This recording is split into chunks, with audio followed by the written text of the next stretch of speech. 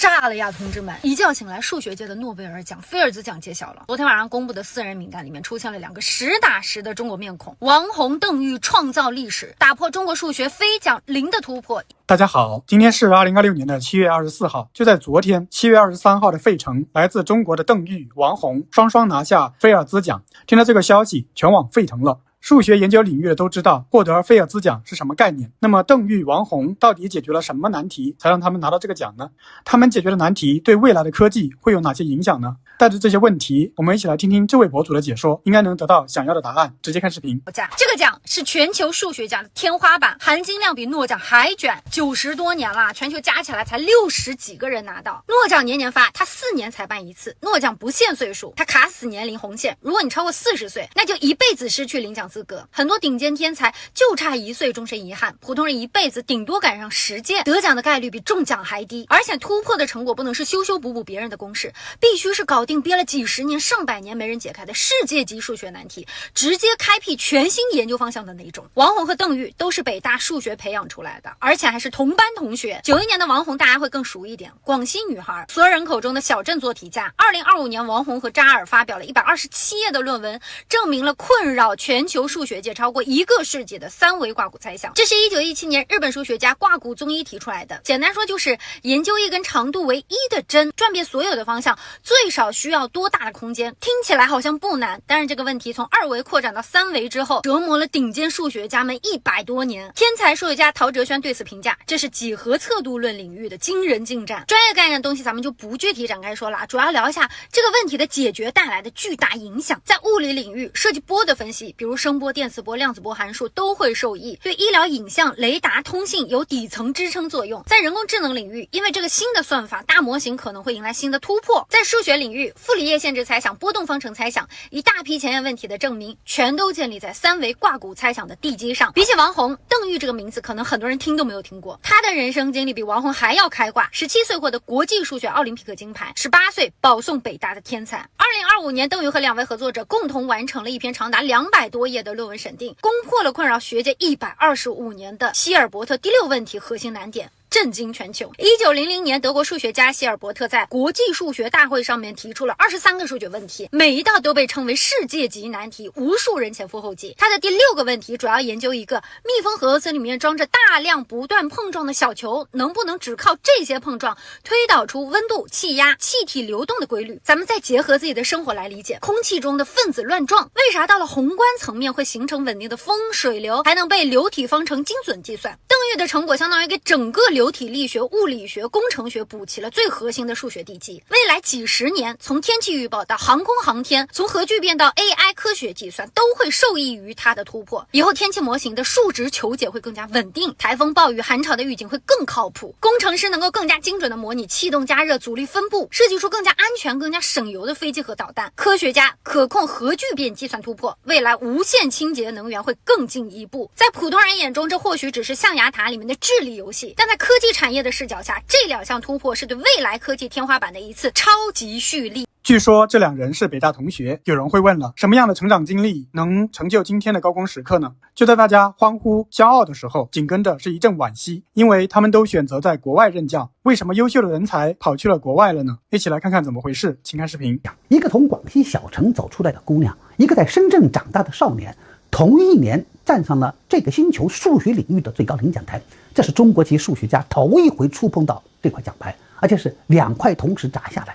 消息传回来，欢呼有之，骄傲有之，但紧跟着的是一阵惋惜，他们都在国外任教，没回来。邱晨同先生当天就喊话了，诚挚邀请回来任教。老人家是中国数学的一面旗，他比谁都清楚本土培养一个顶尖数学家有多难，也比谁都期盼中国数学完成从海外输血到本土造血的闭环。可几乎同一时间，马克龙的祝贺电话也打给了王洪。法国总统毫不掩饰地把这份荣誉算进了法兰西的骄傲。一前一后，2个画面摆在一起，冲击历史直接的。顶尖人才的争夺背后是国家科研生态、制度底气、学术环境的硬碰硬。很多人习惯性地把海外任职和忘本划等号，话虽解气，但经不起琢磨。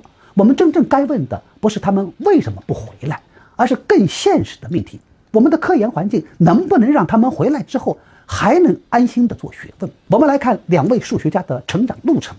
王宏16岁考上北大，录取的其实是地球与空间科学学院。当年北大数学系在广西只招一个人，他的分数够不上，但他从入学的第一天起就在为转系做准备，同时扛2个专业的课，还自学数学分析，硬生生在大2挤进了那个奥赛金牌得主扎堆的圈子。可进了数院之后的日子并不好过，在一众竞赛生中间，他几乎是个小透明，成绩只勉强挤在中游，一度迷茫到想放弃数学去学建筑。田刚院士也坦言，他当年在班上的表现不是最亮眼的，但有一件事推着他走了下去。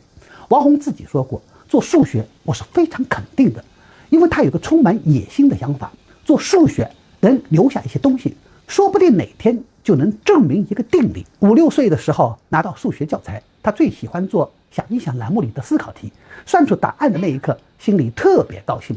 本科毕业去法国读研，他又动过转行的念头，去建筑师事务所实习了1个月，最后还是回来了。他发现建筑要说服别人投资，而数学可以完全靠自己建设想法。拿奖之后，他在央视镜头前说，希望大家都鼓起勇气，勇敢地去做自己喜欢做的事情。邓玉的路子不同，但底色相近。2001年读初一的他参加全国围棋定段赛，差一点成为职业棋手。围棋之外，数学同样让他着迷。小学时一套10万个为什么为他推开数学之门，初中3年自学完高中数学课程，初3做高考数学卷150分能拿130多。2006年17岁的他以满分拿下全国数学冬令营金牌，随后在国际数学奥林匹克竞赛中摘金，保送北大数院。本科之后的路也不是一帆风顺。2017年到2018年，博士后研究即将结束，因为发表论文比较小众，求职4处碰壁，相当长时间拿不到任何 offer。他甚至考虑过转行去华尔街做金融，但他说，因为太爱数学，我觉得还没到对自己绝望的地步，那我可以再试一试。最终南加州大学给了他机会。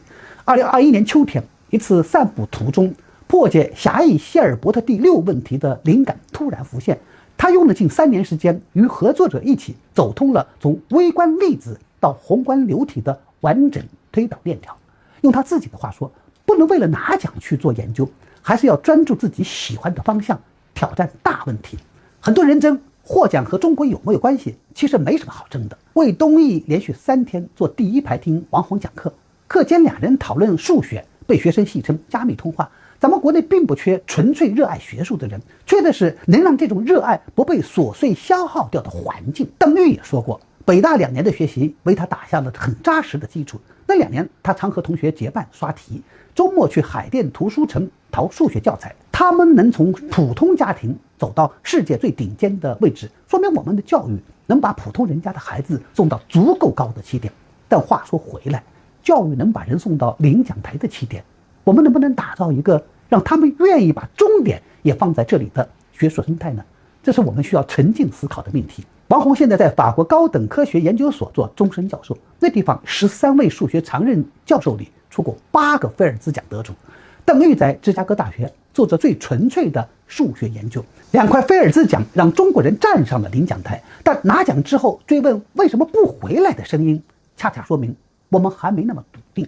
怎么把回来变成一个不用反复掂量的话题，我想一定比追问1万句回不回来，什么时候回来都更有意义。大家怎么看？欢迎在评论区说说你的看法。最后还是希望大家多多点赞、评论、订阅，谢谢大家。